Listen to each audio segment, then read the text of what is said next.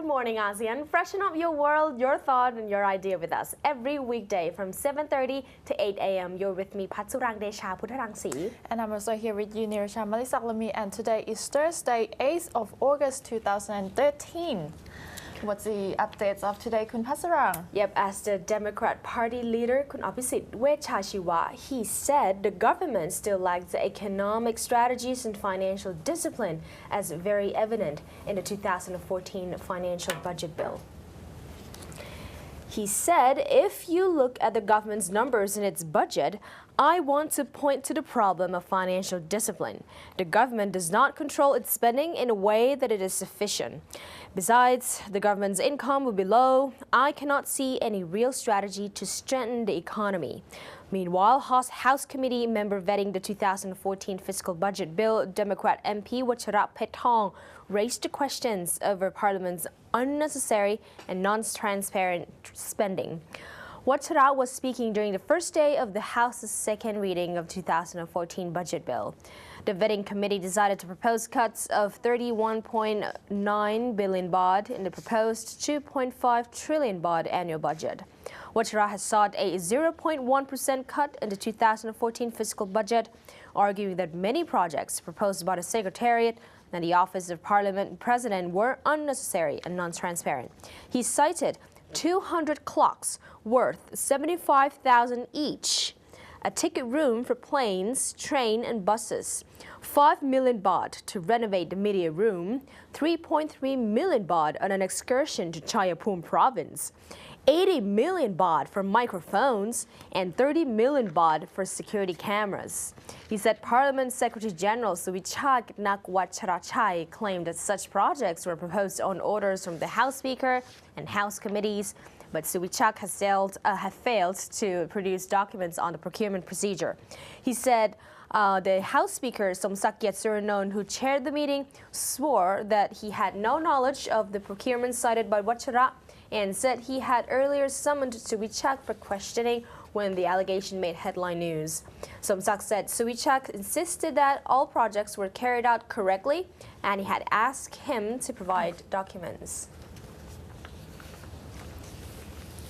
Now let's have a look on the Rohingya issues in Thailand as Foreign Minister Surapong Tawichakchaikul discussed with his Myanmar counterpart Wannamurn Luin yesterday on how to find a lasting solution to the problem of the Rohingya bird people detained in Thailand.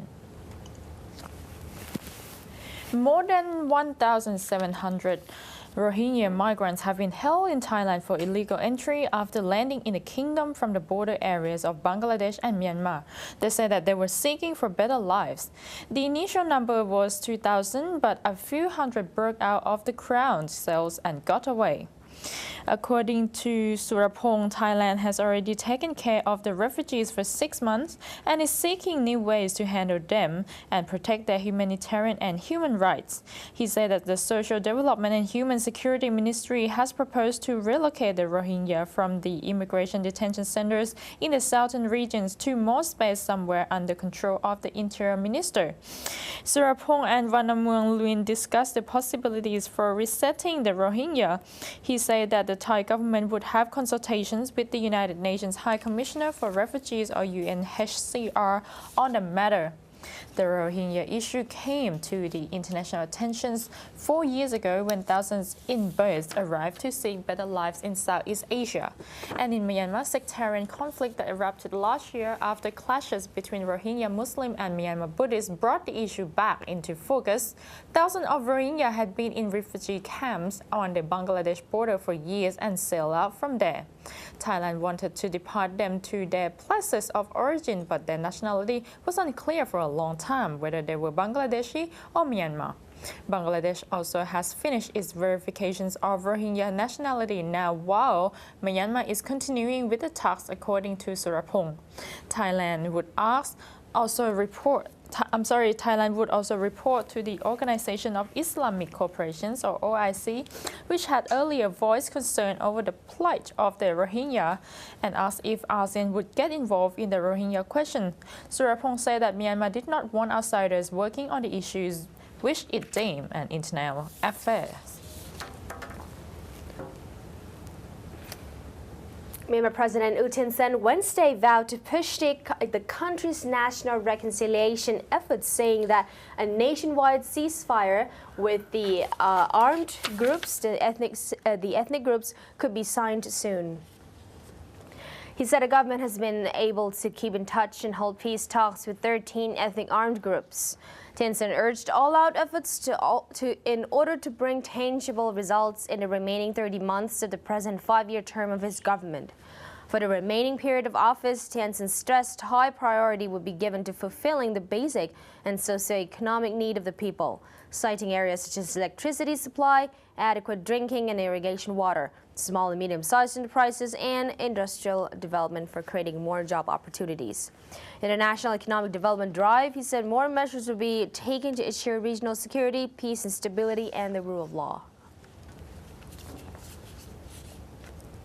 And in Myanmar Focus Daily for today, we're going to update on the current situations of the real estate prices in Myanmar.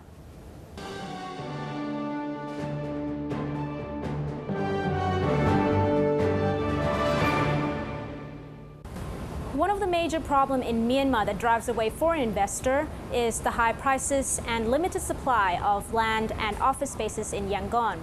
Myanmar Focus Daily today will be investigating the current situation of the real estate prices, especially in Myanmar's former capital city. According to Colliers International Thailand, the current prices for each sector of real estate in Myanmar, particularly Yangon, have skyrocketed in recent months. Starting with office space, the prices of office space in the prime location in Yangon are around $80 to $100 per square meter, around 3 or 4 times higher than Bangkok. Downtown areas of Yangon have been identified as a prime location for office space. The price has gone up for about 400% compared to around $20 per square meter in 2010. Yangon has nearly 54,000 square meters of office space supply, in which most of them have already been taken, while in Bangkok, the supply is around 8 million square meters. For hotel sector, there are 826 licensed hotels and roughly 30,000 rooms throughout the country, according to data released by the Ministries of Hotels and Tourism in June 2013. Prices of 5-star hotels have gone up to almost $300 per night. Average room rate is around $50 to $100 for 2 to 4-star hotels. Occupancy rate is about 81%. For leased apartment sector, the lowest rate is at $3,500 for studio. A 1-bedroom will be $4,000 to $5,000 upwards. The lower rent apartment will be $500 for 1 bedroom. The occupancy reaches 98%. For land, it varies from plot to plot, but an analyst says it has gone up substantially in the last 2 years. Real estate consultancy firm Colliers International Thailand and Myanmar have stated several reasons behind this dramatic increase in real estate prices in Myanmar, particularly in the former capital Yangon. We will go into details on those reasons in the next episode of Myanmar Focus Daily. Aravitang Misang reports.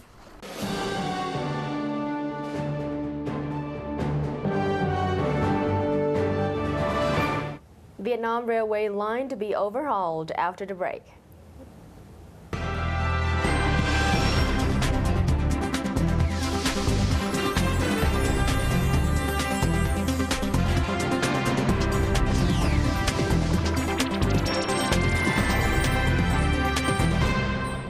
Vietnam has unveiled a plan to upgrade its main north and south railway line linking its capital Hanoi and the business hub of the Ho Chi Minh City. According to the Deputy Transport Minister Nguyen Ngoc Dong, who was reported as saying in Tha Ninh News yesterday that the Vietnamese Transport Ministry recently announced a draft blueprint which involves 3 plans. They include an upgrade of the existing 1-meter gauge railway, the construction of a double-track broad gauge line, and 2 express railway sections.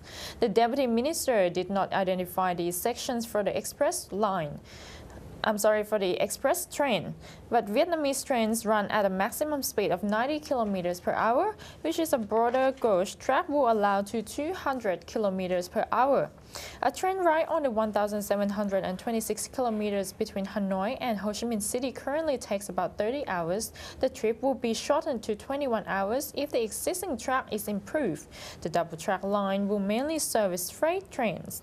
He added that the project is estimated to cost about 40 trillion dong, or around 62 billion baht, with foreign financial sourcing.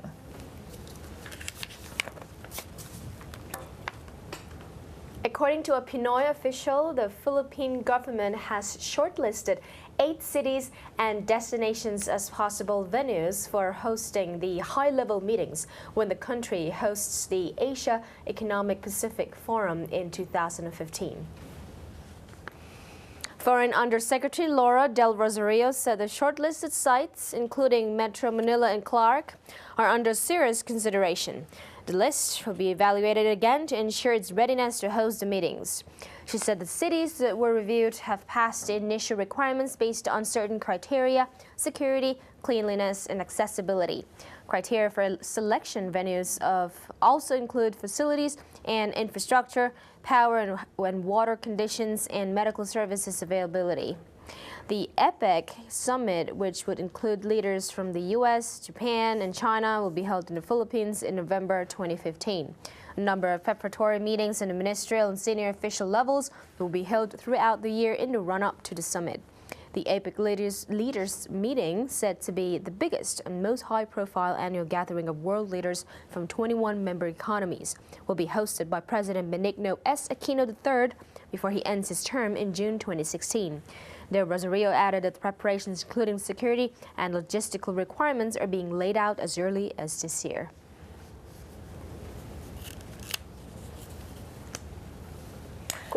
Kun Thanong Kantong, Yes. our executive editor, interviewed Mr. PACO YBARRA, head of Citi Markets for Institutional Clients Group from the Citibank, about the global economy.